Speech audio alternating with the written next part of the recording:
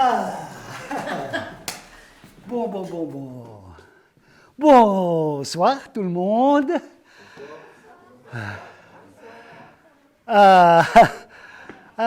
Apparemment, le deuxième intervenant de cette conférence débat sur le pain, de la banette au pain, est toujours pas là. Bon, on va pas lui en vouloir. Il arrive de loin, de Paris, paraît-il, et bon, peut-être son avion qui a eu du retard, ça arrive. Eh ben, on va l'attendre.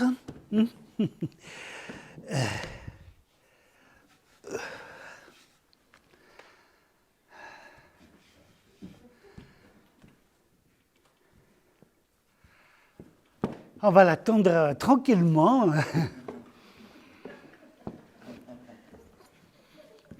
Comme cette pote, hein, qui attend elle aussi, mais bon, de passer au four.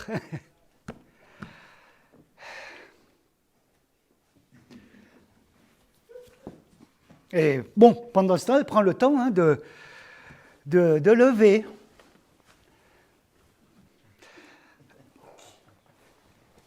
Grâce au levain. Et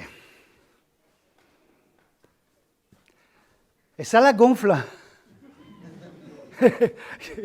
Pardon. Non. Tiens, une devinette. Est-ce que quelqu'un connaît quel est le comble du boulanger? Oui. C'est d'avoir peur des éclairs. Ah, c'est pas mal. Mais en principe, ouais, c'est bien. Mais c'est pas celle que j'avais dans la tête. Mais bravo, ouais. C'est avoir peur des éclairs, ouais. Du coup, c'est pas évident pour lui. Mais non, celle que je connais, c'est le comble du boulanger, c'est que plus il voit sa brioche, moins il peut voir sa baguette. Ouais, je vous expliquerai les enfants. Ou alors, une histoire. C'est Dark Vador, tout le monde connaît, hein? Dark Vador, il rentre dans une boulangerie. Et la boulangère, oh, monsieur Vador, qu'est-ce que je vous sers? Deux pains, 3 pains et 2 tartes tatin? Dark Vador, comment vous avez deviné? La boulangère, c'est pas compliqué. Pain, tarte tatin. Ouais. Il arrive.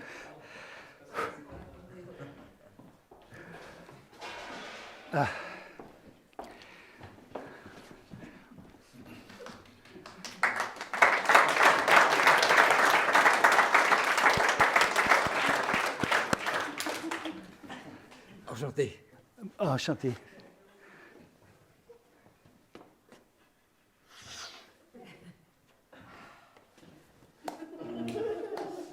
On peut commencer.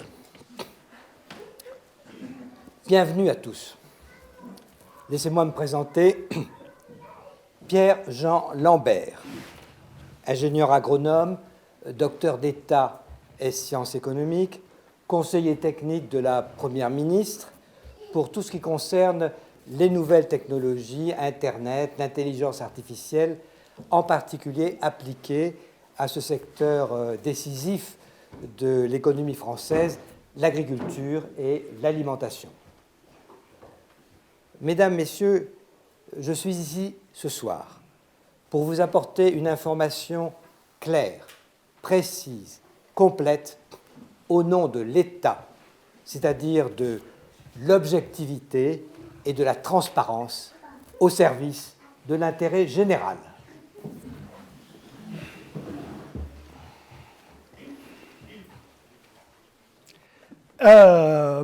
Moi c'est Joseph, ce serait bref, mais bon, tout le monde m'appelle Jo, hein.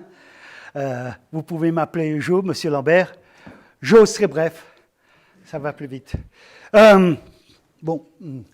Jo serait bref, mais je prendrai quand même le temps de de vous dire à tous merci d'être là. Merci à Longomaille de m'avoir invité à cette conférence débat sur le pain, de la banette au pain, en tant que représentant de la AAAB, la MICAL, des Amis des artisans boulangers. Et merci enfin à M. Lambert, qui apparemment est non seulement un expert scientifique, mais également un acteur politique qui doit surveiller de près l'évolution du monde dans lequel nous vivons, qui est de plus en plus préoccupante, avec tous ces paradoxes. Hein. D'un côté, le réchauffement climatique et en même temps, le refroidissement diplomatique. Ou alors la fonte des banquises et en même temps le gel des salaires. Ou alors l'appauvrissement des sols et en même temps l'enrichissement des élites. Ou alors la disparition des espèces animales, végétales, et bientôt d'espèces sonnantes et trébuchantes, et en même temps l'apparition d'espèces virtuelles dans tous les domaines. Ça fait beaucoup de difficultés. Mais bon, revenons au sujet de la banette au pain. Alors, pardon ? J'ai un retard avec le système de sonorisation pour les journalistes. D'accord. Les difficultés, il y en a toujours. Oui. Et il y en a toujours eu, et il y en aura toujours. Les difficultés sont faites pour être abattues, non pas pour abattre. L'essentiel, c'est d'avoir la foi dans le progrès et de garder le cap. Mon grand-père était boulanger. Je ne l'ai pas connu. Il est mort prématurément, comme beaucoup de boulangers à cette époque, d'une pneumonie attrapée en prenant le frais après une nuit de labeur dans son fournil. S'il n'y avait pas eu toute cette science, cette croissance, ce développement, ce progrès, j'aurais été moi-même boulanger et je ne serais pas ici ce soir parce que je serais déjà mort. Regardez-moi. Ne suis-je pas l'incarnation de ce progrès qui nous emporte tous? J'ai mes dents, j'ai une Rolex. Mesdames, Messieurs, arrêtons de nous faire peur. La science progresse plus vite que nos difficultés. Les difficultés présentes et à venir, nous avons tous les moyens de les résoudre. Jamais l'avenir n'a été aussi radieux. Les guerres, les épidémies, le réchauffement climatique sont en train de rétablir l'équilibre démographique dans le monde et ouvrent de vastes territoires à l'économie. La fonte des banquises s'accélère et met à notre disposition des quantités illimitées de pétrole, de gaz naturel, de charbon, de minerais, de terres rares. Et de toute façon, l'économie et les emplois du monde de demain, ce sont les services. Les services, par définition, sont immatériels. Ma femme de ménage, les assurances, les banques. L'économie se dématérialise. C'est là une situation inédite dans l'histoire de l'humanité et elle est riche de promesses. Mais pour la saisir, il faut un concept. Un concept? Oui, le concept de service. Dans l'ancien monde, les gens lisaient des livres. Il fallait abattre des forêts, il fallait des papeteries, il fallait des imprimeries, il fallait des librairies, il fallait des bibliothèques privées et publiques. Maintenant, tout ça tient dans ça. Ah, c'est vrai. Le concept de service est difficile, je le sais, et contre-intuitif. Pour le saisir, il faut quitter le monde des apparences pour accéder au monde des idées. au monde de la science, au monde des idées scientifiques, ici de l'économie. Le Soleil tourne autour de la Terre. Vous l'observez tous les jours. Mais depuis Galilée, vous savez que vos sens vous trompent et qu'il n'en est rien. Ici, il en va exactement de même. Dans l'ancien monde, vous utilisiez des réfrigérateurs faits de tôle d'acier, de verre, de plastique. C'est ce que vous observiez. En réalité, vos sens vous trompaient. Vous jouissiez du service du froid. Qui dit service du froid, absence de matière, absence de pollution, absence de gaz carbonique, absence de réchauffement climatique. Attendez. Il faut penser. Dans le Nouveau Monde, tout devient service.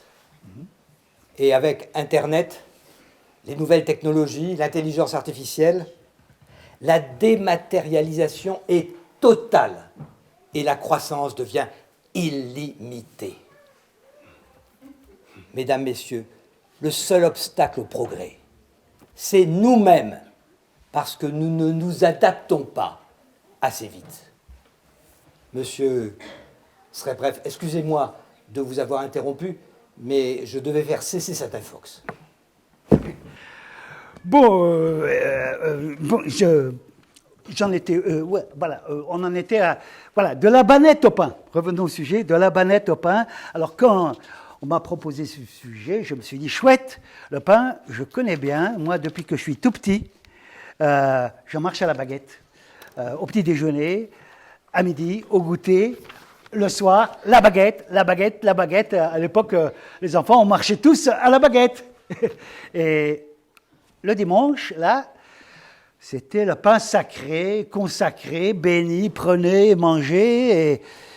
Et bon, je me suis dit, ça va faire un petit peu court pour une conférence sur le pain. Alors, j'ai fait une enquête sur Internet.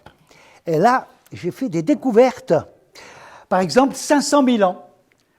Ça fait 500 000 ans que le blé existe sur la Terre. Bon, à l'époque, il est sauvage. L'homme aussi. Il chasse, il cueille de ci, de là, de tout, et notamment du blé, des petits grains de blé qu'il mastique sous la dent. Je ne sais pas si vous avez fait ça quand vous étiez petit, ça fait comme un chewing-gum. C'est gratuit et ça calme la faim. Et l'homme, ça l'a calmé pendant des centaines de milliers d'années, pas d'évolution. Jusqu'en moins 100 000, la révolution du néolithique. Moins 10 000. 10 000, ah oui. J'ai rajouté un zéro. Et là, la révolution du néolithique, c'est le début de la sédentarisation. La sédentarisation. La sédentarisation. C'est ça. La fin du nomadisme. Et l'homme en a marre de tourner en rond autour de la Terre. Bon, il ne sait pas encore qu'elle est ronde, mais il tourne en rond quand même. Et il se pose, il dit, bon, on arrête tout, on réfléchit, et c'est pas triste. Et c'est l'an 01. Là, il n'y a personne qui réagit parce que l'an 01, c'est pour ceux... Enfin, en 68, c'est un film... Enfin bon, revenons au sujet. C'est l'an 01, le début de la privatisation de la Terre, qui va permettre à l'homme, grâce à la domestication des animaux sauvages, des plantes sauvages, de se lancer dans l'élevage, la culture, et il va commencer à cultiver de tout, et notamment tout d'abord du blé. L'homme commence par se faire du blé. Exactement. Exactement, monsieur Trébref, c'est bien. C'est comme ça que ça a commencé, mais il faudra 10 000 ans de progrès, de civilisation pour aboutir à la banette. Voilà.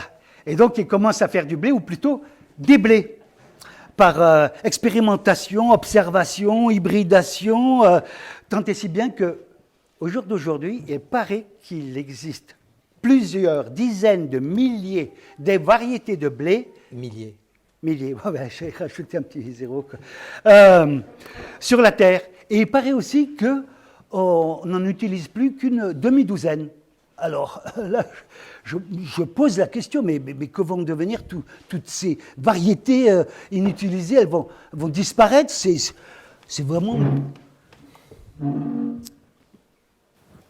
1 million d'espèces va disparaître. Il y a entre 5 millions et 50 millions d'espèces. Alors 1 million d'espèces en plus ou en moins, quelle importance? Et parmi ces espèces, combien en connaissez-vous?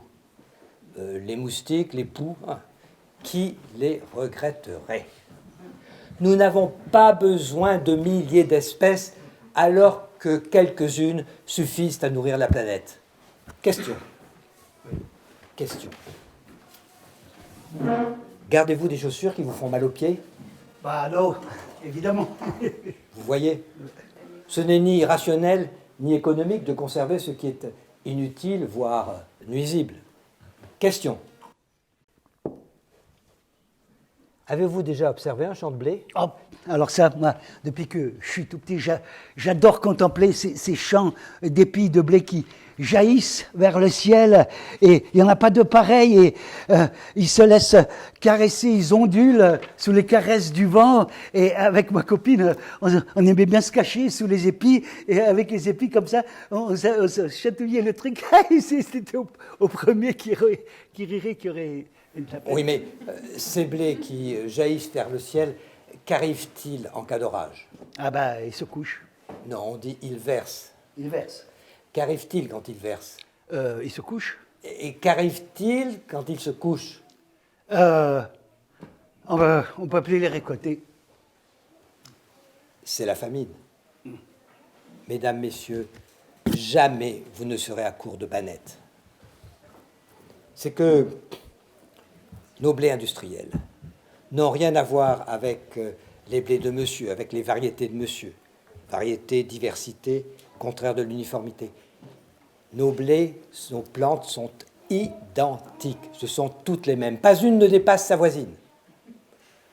Nos blés sont des clones. Nous avons remplacé les variétés de monsieur par des clones, mais nous continuons à appeler variété ce que nous avons sous les yeux qui sont des clones. Mais comment essayer de vous le faire comprendre? Oui. Dans cette salle, vous êtes tous différents. Il y a des petits, il y a des grands. Il y a un individu supérieur, un premier de cordée, apte à la guerre de tous contre tous. Attendez, mais le premier de cordée, il attend toujours le dernier de cordée quand même. Il ne peut pas aller plus vite. Bien sûr, mais justement, mais quel gâchis que cette diversité. Si je remplace cette assemblée par le clone de cet individu supérieur, ce premier de cordée, mais quel progrès! Et rêvons. Si je faisais cette opération à l'échelle de la France entière, je pourrais remplacer les Français et les Françaises par les clones de l'Élysée.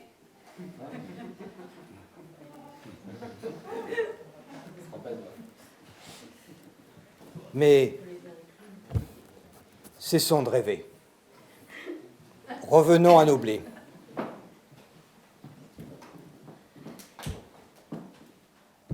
Nos blés font la table, pas une ne dépasse sa voisine.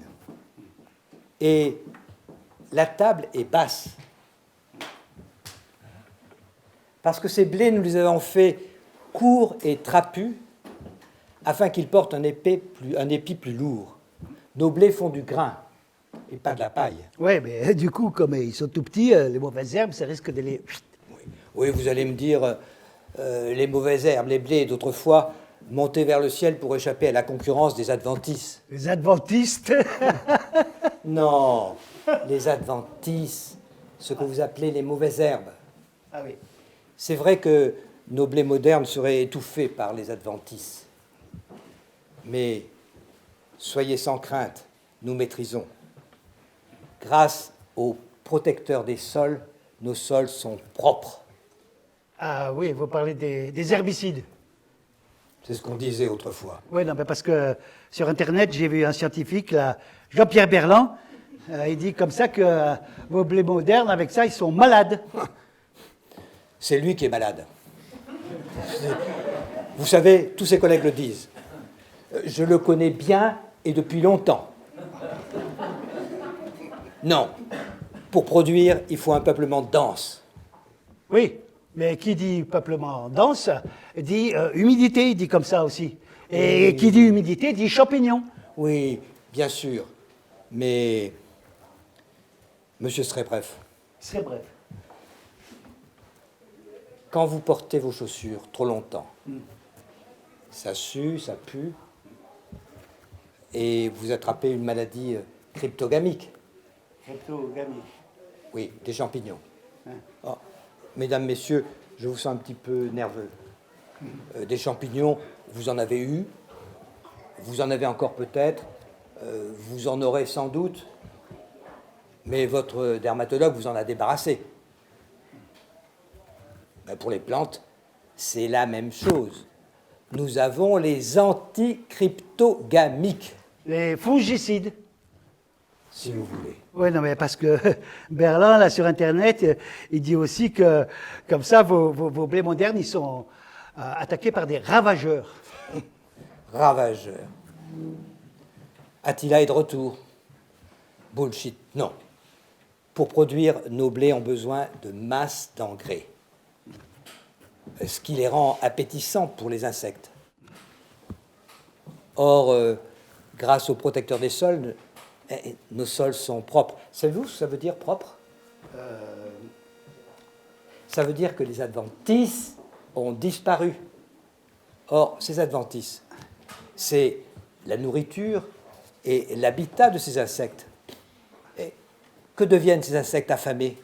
Bah, ils vont manger vos blés modernes. Exactement, mais mesdames, messieurs, soyez sans inquiétude, nous maîtrisons.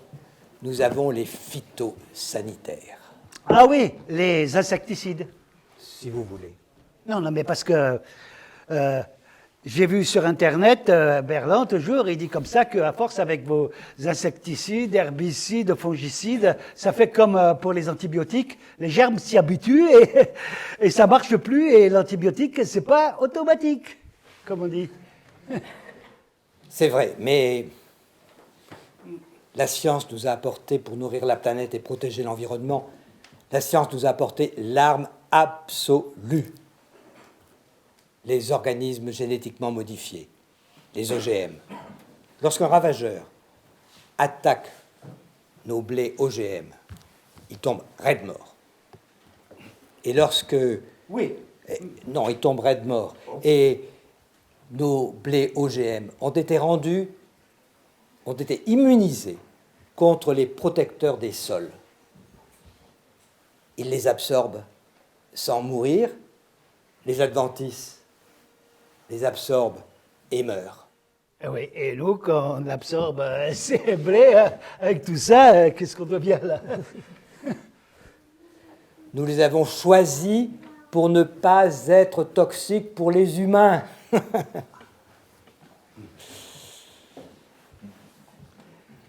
Oui, mais de là quand même à remplacer, je veux dire, la pasta al pesto par la pasta al Mais pesticida. c'est un immense progrès. Tous nos scientifiques le disent.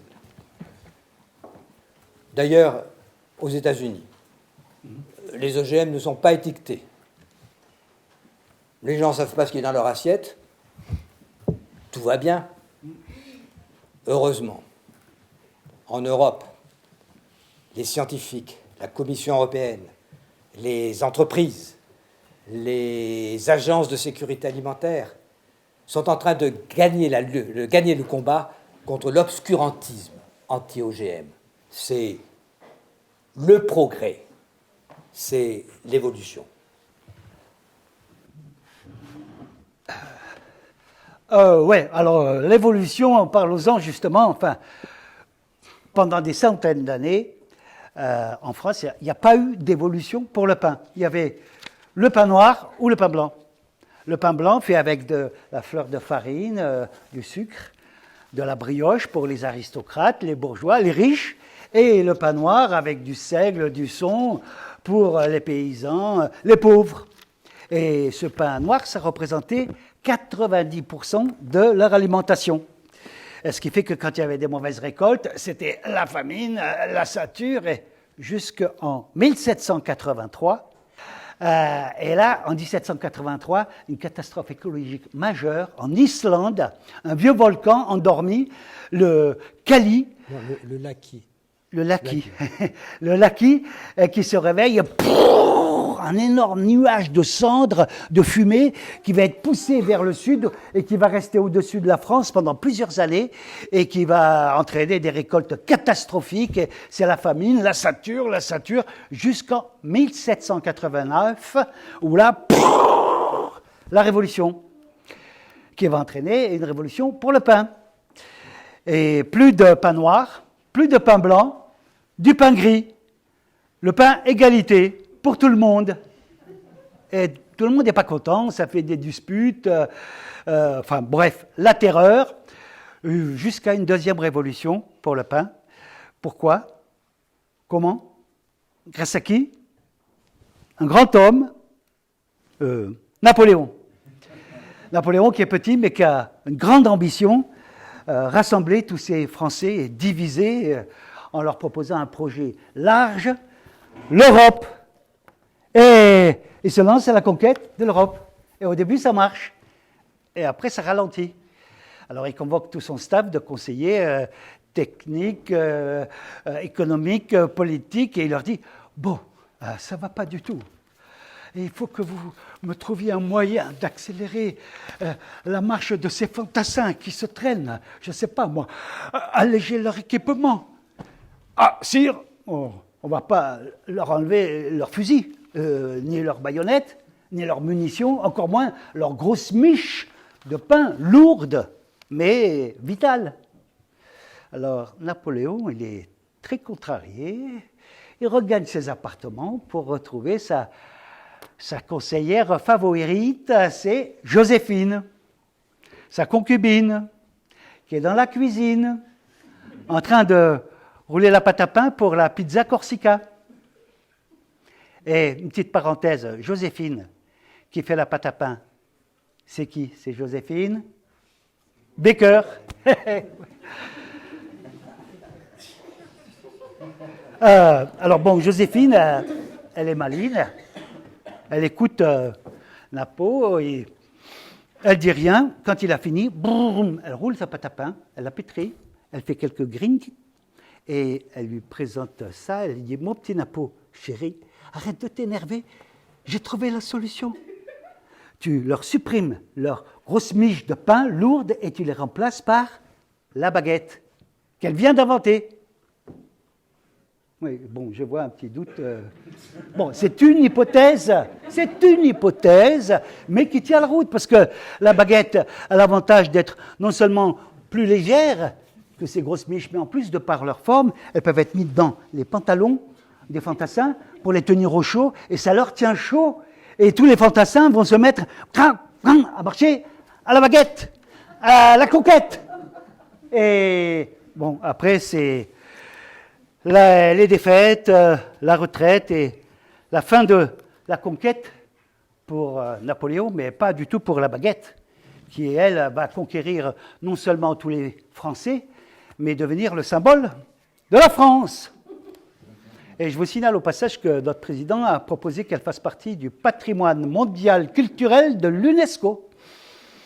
C'est pas gagné, mais on a bon espoir.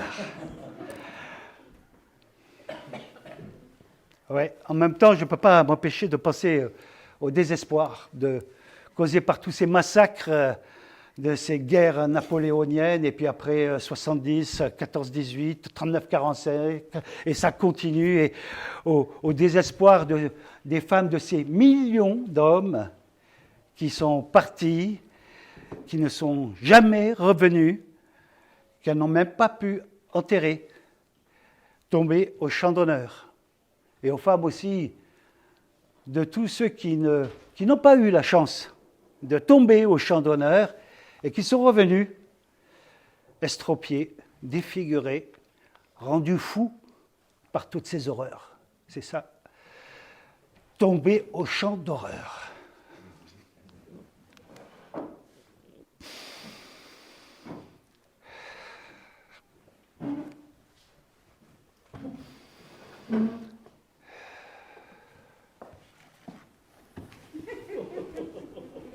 Monsieur Brejnev, Serait bref. vous êtes triste.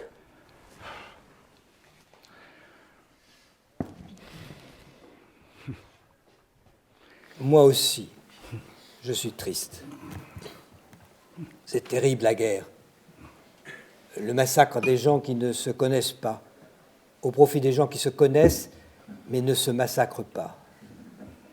Mais il faut positiver. Il n'y a pas de mal qui ne soit pour un bien, et des plus grands maux peut sortir le plus grand bien.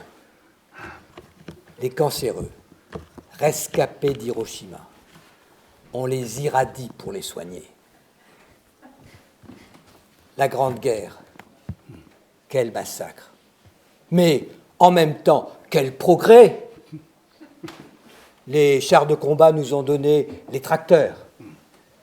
Les gaz de combat du chimiste et prix Nobel Fritz Haber nous ont donné les pestilles sanitaires qui protègent nos cultures. Et en 1908, ce même Fritz Haber réussit à accrocher de l'hydrogène à l'azote de l'air. Ce sont les premières gouttes d'ammoniac. Cet ammoniac permet de fabriquer des explosifs d'une puissance jusque-là inouïe. L'Allemagne, qui ne craint plus d'être coupée de ses sources d'approvisionnement de nitrate chilien pour ses explosifs, peut déclarer la guerre, car en 1913, elle produit des dizaines de milliers de tonnes d'ammoniac. Cet ammoniac, ces explosifs, permettent à l'Allemagne, permettent à l'Europe de se lancer dans la Grande Guerre. La Grande Guerre industrielle. Mais en même temps, ces explosifs, cet ammoniac, ce sont les engrais qui ont sauvé l'humanité de la famine. La science fabrique du pain avec de l'air. Eh ben, vous en manquez pas d'air, vous, monsieur Lambert, parce que cette grande guerre, elle a quand même fait des millions de morts, presque tous des paysans qui se sont retrouvés 6 pieds sous terre et qui n'ont jamais pu la cultiver. Oui, c'est vrai que les paysans sont morts en masse pendant la Grande Guerre. Mais en même temps, ces paysans n'étaient plus rentables. De même que tous les boulangers, les bourreliers, les artisans ruraux, les maréchaux ferrants. Il fallait un choc pour les libérer de leur routine. Ce choc, c'est la guerre. Et après la guerre, la main de fer du progrès a saisi les survivants à la gorge et ne les a plus lâchés. En 1955, il y avait 6,5 millions de paysans en France. Ils sont maintenant 20 fois moins nombreux. Et ce ne sont plus des paysans, ce sont des hommes d'affaires, des innovateurs, ce sont des exploitants. Qui s'auto-exploitent et qui se surendettent et qui finissent par se suicider. Oui, mais à cet exploitant libéré, John Deere offre maintenant ses chevaux. Pour les nourrir, Total lui offre son avoine. Pour fertiliser ses champs, AZF Toulouse lui offre son fumier. Et Monsanto, Dupont, Bayer lui offrent leurs semences de clones brevetées, protégées, hybridées. Et ces mêmes entreprises des sciences de la vie lui offrent les produits de protection des cultures. Casino lui offre ses bannettes. Le Crédit Agricole lui offre des prêts tels que les rescapés de l'Ancien Monde sont éliminés au premier incident. Et accélérant encore le progrès. Le métier de paysan. Nous l'avons remplacé par une diversité merveilleuse d'emplois 2.0 où chacun s'épanouit. Animateur de vente, assistant marketing, coach de marque, communicant, concepteur d'annonces numériques, Scrum Master, communicateur événementiel, designer packaging, psychologue produit, sondeur, data miner, développeur back-end, développeur front-end, influenceur, UX designer, storytellers, télévendeur, déontologue, graphiste publicitaire, référent de développement durable, tous créateurs de valeur de la Startup Nation. Il y a aussi tous les emplois dérivés dans la finance, les assurances, les coopératives, l'administration, la gestion, l'évaluation, la régulation, l'audit, l'encadrement, le conseil, la supervision, la surveillance, la vérification, l'inspection, le contrôle des exploitants, jusqu'aux gardiens de prison. Car nous sommes en train de rejoindre l'Amérique, où le nombre de détenus dans les prisons est plus important que celui des agriculteurs dans le champ. Ce progrès, nous le poursuivons. Le cap est fixé. Il nous faut éliminer les résidus de population rurale. Elles nous coûtent un pognon de dingue en écoles, infrastructures, hôpitaux, tout ce que vous voudrez. Et elles nous empêchent d'utiliser de façon optimale les produits de protection des cultures. À terme, 75% du territoire seront en smart farms entièrement robotisés. Ne resteront que quelques milliers d'emplois pour le gardiennage et la surveillance. 15% du territoire sont réservés aux assujettis à l'impôt sur la fortune, afin qu'ils ruissellent. 5% du territoire, les friches industrielles, les abords d'autoroutes, nous les mettons de côté pour accueillir les migrants, les réfugiés, car nous sommes humanistes. Et nous leur réservons des emplois en croissance exponentielle dans le tri des déchets. Enfin, 5% seront en parc de loisirs. Mesdames, Messieurs, the Bannett will make the planet great again. Bravo, Monsieur Lambert. Merci pour votre vision idyllique de ce futur. Mais bon, revenons au présent, à ce précieux présent que nous avons là, sous les yeux, grâce au travail acharné de vos collaborateurs scientifiques avec les grands meuniers et céréaliers qui nous offrent une diversité de baguettes merveilleuses. La baguette Bannett, la baguette Rustiguette, la baguette Campagnette, la baguette Grignette, j'ai déjà dit, enfin la baguette Baguépi, enfin, puis plein d'autres. Et puis la baguette qu'on voit dans tous les supermarkets.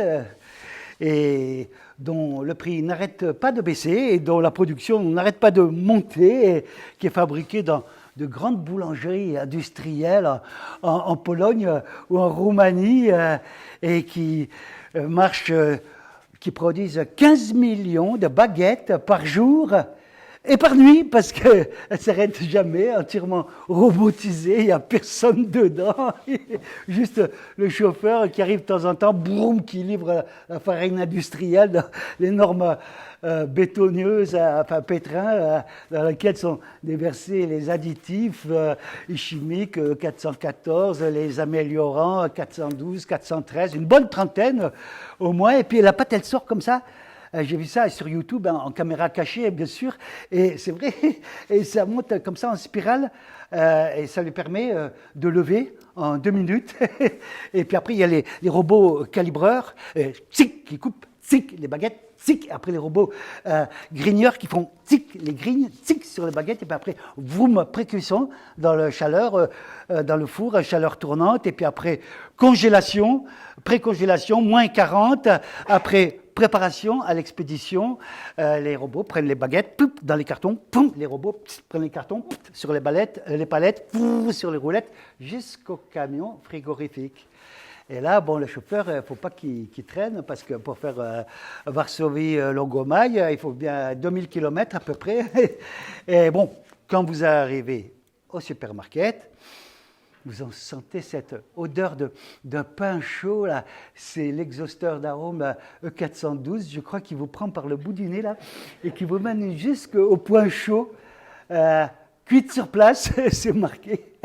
Et elle vous attend toute croustillante, pimpante, craquante, et vous craquez. Et bon, après, il ne faut pas tarder pour les manger, hein, parce que ouais, ça, bon, alors voilà, ça fait des allers-retours tous les jours au supermarket. Ça fait du temps perdu, du pain perdu, même pas du pain perdu, on ne fait plus, les baguettes, on les jette. Et ne vous inquiétez plus. La solution, maintenant, c'est la baguette, on va dire mâche à chouette, hein, pas de publicité, qui est vraiment très chouette parce que là, elle est pré-cuite aussi, mais pas besoin de la garder au congélateur. Vous pouvez la garder au placard 3 mois grâce au super conservateur. Et dès que vous avez le moindre petit souhait, vous la mettez au four 10 minutes et votre souhait est exaucé. Elle ressort dorée et croustillante à souhait. Et votre souhait est exaucé. Donc ça, c'est une baguette magique. Oui, c'est magique. Voilà. Mais il a fallu, encore une fois, 10 000 ans de progrès et de civilisation et de science pour y aboutir. C'est vrai. Eh bien, écoutez, monsieur Lambert, pour vous remercier, bravo, je vous fais cadeau. La baguette magique et puis la rustiguette, la campagnette, toutes ces baguettes avec tous vos pesticides dedans. Et parce que pour moi, tout ça, c'est mort. C'est de la mort. Et moi, je préfère la vie. Et je suis de la vie, de Roland, un artisan boulanger que j'ai rencontré sur YouTube. Bon, je ne vais pas vous raconter sa vie. Je serai bref. Mais il a fait 10 ans de boulangerie classique, 2 boutiques, au bout de 10 ans, burn-out, faillite, divorce, année sabbatique, chemin de Compostelle, 4 km à l'heure, et il s'est remis à faire du pain de A à Z. Il fait son blé, il fait sa farine, il fait son levain, et il dit, pour le pain, c'est pas compliqué, il faut juste 5 éléments. La terre, dans laquelle il met les grains, l'eau, avec qui il arrose, le feu du soleil, qui fait mûrir les blés, le feu du four à pain, l'air, qui sert à faire le levain par moisissure, et le 5e élément, c'est, il dit, c'est le temps.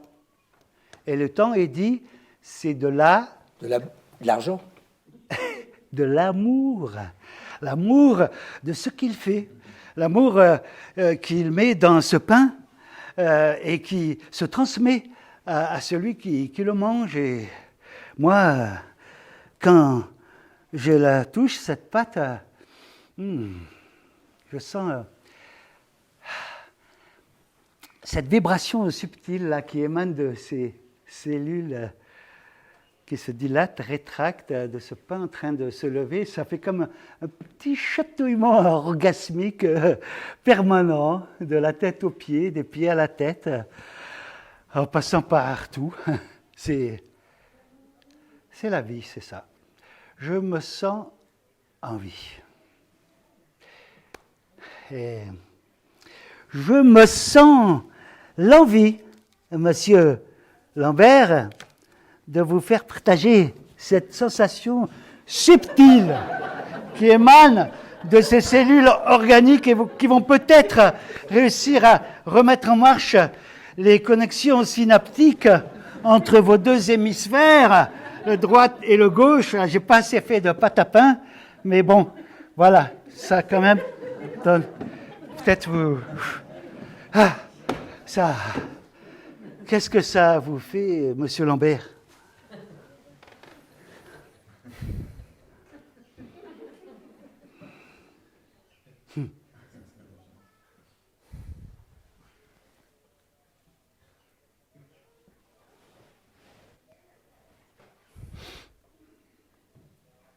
Ça me rappelle l'odeur des pétrins de mon enfance. Ah oui.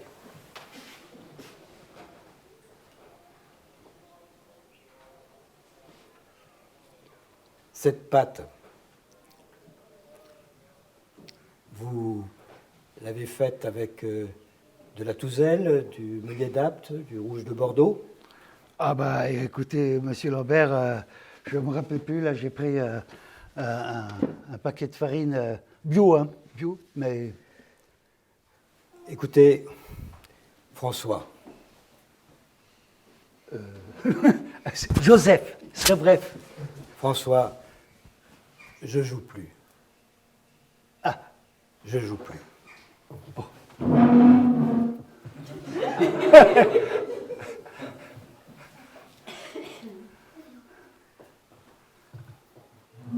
Ce progrès qui nous emporte tous, cet avenir radieux qui nous attend, il est là. François, allons faire le pain. Bon, bah, d'accord, Jean-Pierre. Eh bien, écoutez, mesdames et messieurs, dans le rôle de Pierre-Jean Lambert et François. Voilà.